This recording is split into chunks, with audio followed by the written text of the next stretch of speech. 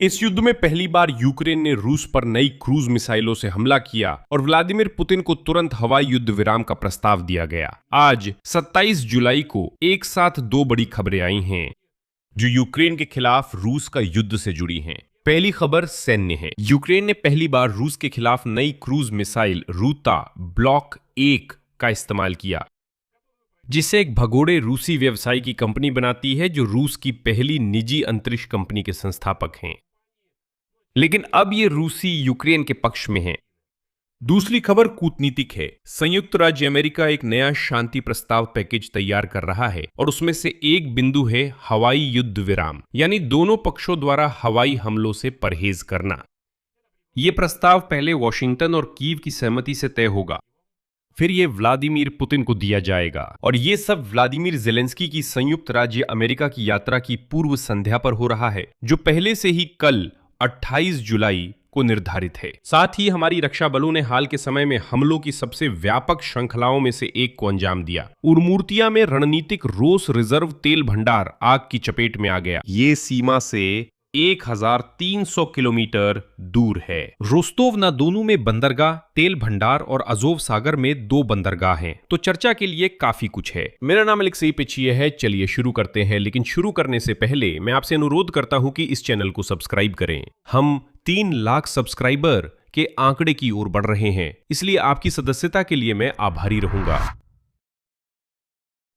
तो मैं आज की सबसे बड़ी सैन्य सनसनी से शुरू करता हूं। यूक्रेन ने ऐसा लगता है पहली बार रूस की धरती पर हमले के लिए रूता ब्लॉक एक क्रूज मिसाइलों का इस्तेमाल किया है, जो यूक्रेनियों के साथ मिलकर विकसित की गई हैं। डच कंपनी डेस्टिनस द्वारा, जिसकी स्थापना रूस की पहली निजी अंतरिक्ष कंपनी के संस्थापक मिखाइल कोकोरिच ने की थी। इसकी पुष्टि रूसी जेड ब्लॉगर्स द्वारा प्रकाशित की गई मिसाइल के मलबे की तस्वीरों से होती है। रूता ब्लॉक 1, जो इसके युद्ध में इस्तेमाल का पहला सार्वजनिक प्रमाण बन गई हैं। लेकिन खुद रूसियों के अलावा अमेरिकी प्रकाशन द वॉर जोन ने बताया कि यूक्रेन की सशस्त्र सेनाओं ने रूस के खिलाफ सस्ती क्रूज मिसाइलें रूता ब्लॉक 1 का इस्तेमाल करना शुरू कर दिया है। इसका कारण इस हथियार के मलबे की वही तस्वीरें बनी। विशेष रूप से इंटरसेप्ट की गई मिसाइल का ढांचा, आंतरिक घटक और पिछला हिस्सा, और इन्हें रूसी टेलीग्राम चैनलों द्वारा प्रकाशित किया गया था और इन्हीं के आधार पर पश्चिमी विश्लेषकों ने इस नए हथियार की पहचान की। ये मिसाइल आखिर है क्या? रूता ब्लॉक 1 एक छोटी आकार की क्रूज मिसाइल ड्रोन है जो जमीन से लॉन्च की जाती है। निर्माता के अनुसार इसकी मारक दूरी 300 किलोमीटर तक है और वारहेड का वजन 150 किलोग्राम तक हो सकता है। इसकी गति लगभग 0.7 माक है, यानी लगभग 850 किलोमीटर प्रति घंटा। ये मिसाइल 3 नेविगेशन सिस्टम का एक साथ उपयोग करती है: इनर्शियल, सैटेलाइट और विजुअल। यह आखिरी वाला खास है क्योंकि विजुअल नेविगेशन टारगेट पर निशाना लगाने देता है, चाहे सैटेलाइट सिग्नल जाम हो जाए। यही रूसी रेडियो इलेक्ट्रॉनिक युद्ध करता है। लेकिन सवाल यह है कि इस मिसाइल को बनाता कौन है, क्योंकि यह भी दिलचस्प कहानी है। इस मिसाइल को डेस्टिनस कंपनी ने यूक्रेनी विशेषज्ञों के साथ मिलकर विकसित किया है, लेकिन इस कंपनी के प्रमुख मिखाइल कोकोरिच हैं। ये नोवसिबिर्स्क विश्वविद्यालय के भौतिकी विभाग के स्नातक हैं, जिन्होंने कभी रूस की पहली निजी अंतरिक्ष कंपनी दाउरिया एरोस्पेस बनाई थी। 2024 में कोकोरिच ने रूसी नागरिकता छोड़ दी थी। 1 साल बाद उन्होंने कंपनी का मुख्यालय नीदरलैंड्स शिफ्ट किया। अब पूर्व रूसी उद्यमी लंबी दूरी के ड्रोन और क्रूज मिसाइलें यूक्रेन और यूरोपीय देशों को उपलब्ध करा रहे हैं। मतलब वो व्यक्ति जो रूस में अंतरिक्ष उपग्रह बनाता था, अब हथियार बना रहा है जिससे यूक्रेन जंगली रूस पर हमला करता है। डेस्टिनस की मिसाइलें नीदरलैंड्स और स्पेन के कारखानों में बनती हैं और यूक्रेन को आपूर्ति 2024 की शुरुआत में ही शुरू हो गई थी, और यही वजह है कि यह रणनीतिक रूप से महत्वपूर्ण है। रूता ब्लॉक 1 सिर्फ पहली और सबसे बेसिक वर्जन है क्रूज मिसाइल की। इस कंपनी के पास पहले से ही एक लाइनअप है। यह रूता ब्लॉक 1 है, जैसा कि मैंने कहा, 300 किलोमीटर। रूता ब्लॉक 2 जिसकी रेंज 700 किलोमीटर से ज्यादा है और इसका वारहेड 250 किलोग्राम है। और रूता ब्लॉक 3 जिसकी रेंज 2000 किलोमीटर तक है, जिसे यूक्रेन में 2027 में टेस्ट किया जाएगा। इसके अलावा रूता ब्लॉक 2 का उत्पादन इस साल के अंत तक शुरू करने की योजना है, जिसे सबसे बड़ी जर्मन कंपनी राइन मेटल डेस्टिनस के साथ मिलकर करेगी। जर्मन लोग अब इस प्रक्रिया में शामिल होकर मिसाइलों का उत्पादन तेजी से बढ़ा रहे हैं। इस पूरी योजना का सार खुद कोकोरिच ने बहुत अच्छे से बताया है। आगे मैं उनकी बात को उद्धृत करूंगा। यूरोप नया रक्षा युग शुरू कर रहा है, जहां निर्णायक कारक अब उच्च सटीक हथियारों की उपलब्धता नहीं है, बल्कि औद्योगिक स्तर पर लंबे और तीव्र युद्ध में उत्पादन, पुनःपूर्ति व विकास की क्षमता जरूरी है। सीधे कहें, जीत उसकी होती है जिसकी मिसाइल सबसे सुंदर नहीं, बल्कि उसकी होती है जो ये मिसाइलें सैकड़ों और हजारों की तादाद में बना सके। और जब ब्लॉक 3 शुरू होगा, यूक्रेन और यूरोप को यूरोल तक मार करने वाली सक्षम क्रूज मिसाइलें मिलेंगी, संयुक्त राज्य अमेरिका की अनुमति पर निर्भर हुए बिना, जो हमें सालों तक, माफ कीजिए, आप पश्चिमी हथियारों के इस्तेमाल पर हमें दबाव डालते रहे हैं। साथ ही जो महत्वपूर्ण है, ये मिसाइलें समान विशेषताओं वाले अमेरिकी टॉमहॉक की तुलना में काफी सस्ती हैं। यहां एक बड़ी सफलता दिख रही है। पहली खबर से ही दूसरी खबर निकलती है। ये कूटनीतिक है। अमेरिका यूक्रेन रूस हवाई युद्ध विराम की तैयारी कर रहा है। रॉयटर्स सूत्रों के मुताबिक वॉशिंगटन युद्ध खत्म करने के लिए नया प्रस्ताव पैकेज बना रहा है, जिसमें दोनों पक्षों द्वारा हवाई हमले रोकने का बिंदु है। यानी रूस हमारे शहरों पर मिसाइल और शायद ड्रोन से हमले करना बंद कर देता है, यूक्रेन भी रूस के पीछे के इलाकों पर ड्रोन और मिसाइल हमले बंद कर देता है। प्रक्रिया ये है। फिलहाल ये वॉशिंगटन और कीव में चर्चा में है। फिर पूरी तरह तैयार और पैक होने पर इसे मॉस्को में शांति वार्ता के नए दौर में पेश किया जाएगा। मुख्य संदर्भ व्लादिमीर ज़ेलेंस्की की अमेरिका यात्रा है।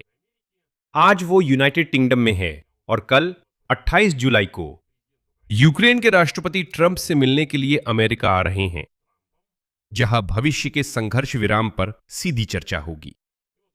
रॉयटर्स के अनुसार यूक्रेनी पक्ष वार्ता में रुचि रखता है, लेकिन अभी अमेरिकी राष्ट्रपति के कार्यक्रम की पुष्टि का इंतजार कर रहा है। आइए ठंडे दिमाग से देखें कि इसे लागू किया जा सकता है या नहीं, क्योंकि ऐसे प्रारूप पर पहले भी कई बार चर्चा हो चुकी है, खासकर हवाई संघर्ष विराम पर। यहां एक अहम बात है जिसे नजरअंदाज नहीं किया जा सकता। मैं याद दिला दूं कि कीव ने पहले भी व्लादिमीर पुतिन को हवाई संघर्ष विराम का प्रस्ताव दिया था, लेकिन उन्होंने मना कर दिया था। मैं याद दिला दूं, ज़ेलेंस्की ने रूस भर में रिफाइनरियों पर बड़े हमलों की शुरुआत से ठीक पहले मॉस्को को साफ शब्दों में आपसी हवाई हमलों से परहेज करने का प्रस्ताव दिया था, लेकिन व्लादिमीर पुतिन ने इससे इनकार कर दिया और वास्तव में कहा कि वो और खून और मौतें चाहता है। लेकिन अब कई अधिकारियों की राय में स्थिति अलग है। तेल रिफाइनरियों और लॉजिस्टिक्स पर हमलों से रूसी अर्थव्यवस्था पर दबाव बढ़ सकता है, जिससे मास्को नरम पड़ सकता है। यानी तर्क इस प्रकार है, पहले व्लादिमीर पुतिन के पास मानने का कारण नहीं था, लेकिन अब तेल रिफाइनरी और वाइल्ड बेरीज के गोदाम जल रहे हैं, वहां बंदरगाह ठप पड़ रहे हैं। उसके पास अब कम से कम कोई ना कोई प्रोत्साहन तो आ ही गया है, कम से कम हवाई हमलों का यह आदान प्रदान रोकने का। लेकिन एक और पहलू भी है जिसे ईमानदारी से कहना जरूरी है। हवाई संघर्ष विराम यूक्रेनियों और रूसियों दोनों के लिए फायदेमंद है, लेकिन अलग अलग तरीके से। यूक्रेन के लिए यह हवाई संघर्ष विराम शहरों को मिसाइल आतंक से बचाता है और आखिरकार रूस रिहायशी इमारतें नष्ट करना बंद कर देगा, अस्पताल, स्कूल आदि। और व्लादिमीर पुतिन को यह हवाई युद्ध विराम उन्हीं तेल रिफाइनरियों और लॉजिस्टिक्स के लिए राहत देता है जिन्हें यूक्रेन अभी निशाना बना रहा है, व्यवस्थित रूप से जला रहा है। फर्क है, रूस रिहायशी इमारतों पर हमला कर रहा है, यूक्रेन लॉजिस्टिक्स और तेल रिफाइनरियां जला रहा है। कल ज़ेलेंस्की ने बताया कि पुतिन नई लामबंदी की तैयारी कर रहे हैं और उत्तर कोरिया से 30,000 सैनिकों का इंतजार कर रहे हैं। कोई भी विराम क्रेमलिन को पुनर्गठन और नए हमले की तैयारी का मौका दे सकता है। इसी वजह से यहां पर विवरण और गारंटी बहुत जरूरी है, नहीं तो यह युद्ध विराम रूसियों के लिए एक सामरिक विराम बन जाएगा। अभी क्रेमलिन की प्रतिक्रिया टालमटोल है। आज क्रेमलिन के प्रवक्ता दिमित्री पिस्कोव ने कहा कि मॉस्को को हवाई युद्ध विराम की खबरों पर टिप्पणी करना अभी जल्दबाजी है। उन्होंने दोहराया कि रूस अमेरिकी वार्ताकारों से संवाद का समर्थन करता है। रूसी अधिकारियों को उम्मीद है कि अमेरिकी प्रतिनिधि स्टीवन विटकोव और जेरेड कुशनर अपने कार्यक्रम अनुसार मॉस्को जरूर जाएंगे। तो अब ये रूसी संघ की व्लादिमीर पुतिन अब दबाव डालना शुरू कर दिया है कि विटकोव और कुशनर खुद आकर उससे व्यक्तिगत रूप से बातचीत करें। ये घटिया इंसान व्लादिमीर पुतिन, और उसके लिए ये दिखाना जरूरी है कि देखो, लोग मुझसे व्यक्तिगत रूप से बातचीत करने के लिए मॉस्को आ रहे हैं। शायद व्लादिमीर पुतिन को ये बात बहुत ज्यादा चुभ गई कि 8 जुलाई को ट्रंप ने उन्हें फोन करने का वादा किया था, फिर बाद में उस नाचते हुए घटिया इंसान को नजरअंदाज कर दिया। रिपोर्ट के अनुसार यूक्रेन की रक्षा सेनाएं दिन रात सक्रिय रहती हैं क्योंकि हमले कभी नहीं रुकते, और यही दबाव व्लादिमीर पुतिन को बातचीत के लिए मजबूर कर सकता है। राष्ट्रपति जेलेंस्की ने सैन्य अधिकारियों से मिलकर कहा कि रक्षा बलों ने रूस में लक्ष्यों की सूची अपडेट की है और रूसी पीछे के इलाकों पर हमले तेज करेंगे। इसका मतलब है कि और भी ज्यादा तेल रिफाइनरियां, तेल डिपो और वाइल्ड बेरीज के गोदाम पूरे रूस में जल जाएंगे। इसी बीच आज रात 27 जुलाई को यूक्रेनी ड्रोन सीमा से 1300 किलोमीटर दूर उड़कर उदमुर्तिया पर हमला कर गए। रिपब्लिक के प्रमुख अलेक्जेंडर ब्रिचालो को यह स्वीकार करना पड़ा, उद्धरण, युद्ध के पूरे समय में एक क्षेत्र पर ड्रोन का सबसे बड़ा हमला। हमले का लक्ष्य रोज रेजर्वा का प्रियोरितेत संयंत्र था, जो पहले गोरिजोन के नाम से जाना जाता था, बोरोब बस्ती में, काम्बार्स्की जिले में। असल में ये कोई साधारण तेल डिपो नहीं है, नहीं, ये एक रणनीतिक स्थल है जो बंद प्रकार का है और सैन्य सुरक्षा के तहत है, जो ईंधन के दीर्घकालिक संग्रह के लिए बनाया गया है। तेल उत्पादों और ईंधन चिकनाई सामग्री को आपातकालीन परिस्थितियों या सैन्य आवश्यकताओं के लिए रखा जाता है। इसे देश का तथाकथित रणनीतिक भंडार कहा जाता है, यानी हम उस सरकारी ईंधन भंडार पर प्रहार कर रहे हैं जिसे रूस खासतौर पर उस स्थिति के लिए रखता है जब देश में कमी हो, और ये कमी देश में ठीक अभी आई है। वैसे रूसी वायु रक्षा प्रणाली के काम के कारण ड्रोन में से एक बहुमंजिला आवासीय इमारत से टकरा गया। ये सिर्फ उनकी सुरक्षा के साधन हैं, रक्षा प्रणाली। जेलेंस्की ने उदमुर्तिया और यारोस्लावल क्षेत्र में तेल प्रतिष्ठानों पर हमलों की पुष्टि की और कहा कि दूरमार प्रतिबंध योजना लागू हो रही है। उस रात हमले की दूसरी दिशा रोस्तोव ऑन डॉन थी, जहां ड्रोन ने बंदरगाह और रेलवे बुनियादी ढांचे को निशाना बनाया। शहर के बंदरगाह में विस्फोट और तबाही हुई है। सैटेलाइट विश्लेषकों ने रोस्तोव ऑन डॉन के तेल डिपो में भीषण आग की पुष्टि की। साथ ही अजो ऑप्टिकल मैकेनिकल फैक्ट्री पर हमले की सूचना भी मिली थी, यानी उस कंपनी पर जो ऑप्टिकल इलेक्ट्रॉनिक, रेडार और उच्च सटीकता प्रणालियां बनाती है और जो रूस के रक्षा औद्योगिक परिसर का हिस्सा है। रूसी हथियारों के पुर्जे बनाने वाले उसी कारखाने पर फिर हमला हुआ। तीसरा लक्ष्य अजोव सागर है। ड्रोन हमले के बाद अजोव पर रूस के 2 और बंदरगाह ठप हो गए। ये समुद्री नाकाबंदी की मुहिम है जिसमें यूक्रेन ने इस क्षेत्र में रूसी जहाजरानी का बड़ा हिस्सा रोक दिया है और अब नए बंदरगाह भी शामिल हो रहे हैं। याद दिला दूं, रूस अनाज और पेट्रोलियम उत्पादों का बड़ा हिस्सा अजोव सागर से निर्यात करता है, और हर बंद हुआ बंदरगाह क्रेमलिन की विदेशी मुद्रा आय पर चोट करता है।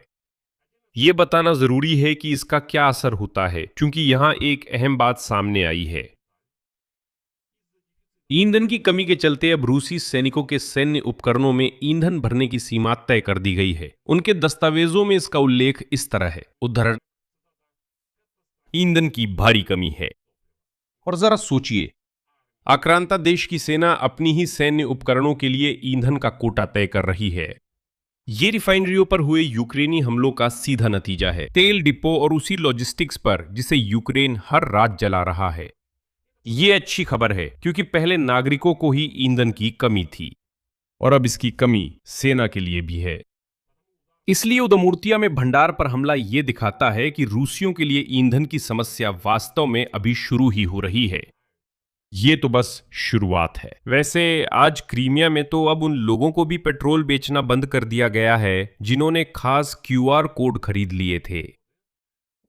इसका मतलब अब ईंधन खास लोगों के लिए भी नहीं बचा है। नतीजा स्पष्ट है कि यूक्रेन अपनी सैन्य ताकत बढ़ा रहा है और नई क्रूज मिसाइल रूता ब्लॉक 1 का इस्तेमाल कर रहा है। इसके बाद उराल तक मार करने वाली वर्जन भी आ रही हैं, जिन्हें जर्मन कंपनी राइन मेटाल के साथ मिलकर बनाया जाएगा। यूक्रेन लगातार और दूर तक हमला कर रहा है। उसमें उदुमूर्तिया पर 1300 किलोमीटर दूर से हमला किया। यारोस्लाव क्षेत्र पर हमला हुआ। हम अब रणनीतिक ईंधन भंडार, बंदरगाहों और रक्षा कारखानों पर सटीक हमला कर रहे हैं। इतना कि रूसी सेना को अपनी सैन्य उपकरण के लिए पेट्रोल की मात्रा तय करनी पड़ रही है। ये एक शानदार संकेतक है। दूसरी ओर यही दबाव कूटनीति के लिए परिस्थितियां बनाता है। अमेरिका हवाई युद्ध विराम की तैयारी कर रहा है। कल ज़ेलेंस्की ट्रंप से मिलेंगे। पहली बार उम्मीद है कि पुतिन शायद मान जाएं, हालांकि ये उनकी इच्छा से नहीं होगा, क्योंकि रूस की अर्थव्यवस्था को लगातार चोट पहुंच रही है। लेकिन यहीं पर सबसे बड़ा मोड़ है, क्योंकि हवाई युद्ध विराम बिल्कुल ये यूक्रेनी शहरों को बचाएगा, जो अच्छी बात है, लेकिन ये क्रेमलिन को तेल रिफाइनरियों की मरम्मत और उत्तर कोरियाई लोगों को शामिल करके नई लामबंदी की तैयारी के लिए भी समय दे सकता है। इसलिए सब कुछ बारीकियों पर निर्भर करता है, किस शर्तों पर, किन गारंटियों के साथ, किसके नियंत्रण में यह हवाई युद्ध विराम होगा। संभवतः हमें इसके बारे में कल 28 जुलाई को वॉशिंगटन में ज़ेलेंस्की और ट्रंप की मुलाकात के बाद पता चलेगा। चैनल सब्सक्राइब करें, हम इसकी कवरेज करेंगे। यहां मैं विराम लगाता हूं। अपनी राय और अपने निष्कर्ष नीचे कमेंट में लिखें और चैनल सब्सक्राइब करें, घंटी का बटन दबाएं और लाइक करना ना भूलें। अगर आप इस YouTube चैनल के काम को सपोर्ट करना चाहते हैं तो मैं इसके लिए आपका आभारी रहूंगा। आप ये वीडियो के डिस्क्रिप्शन में लिंक व डिटेल से किसी भी डोनेशन द्वारा कर सकते हैं। बस इतना ही ध्यान रखें। सबको अलविदा।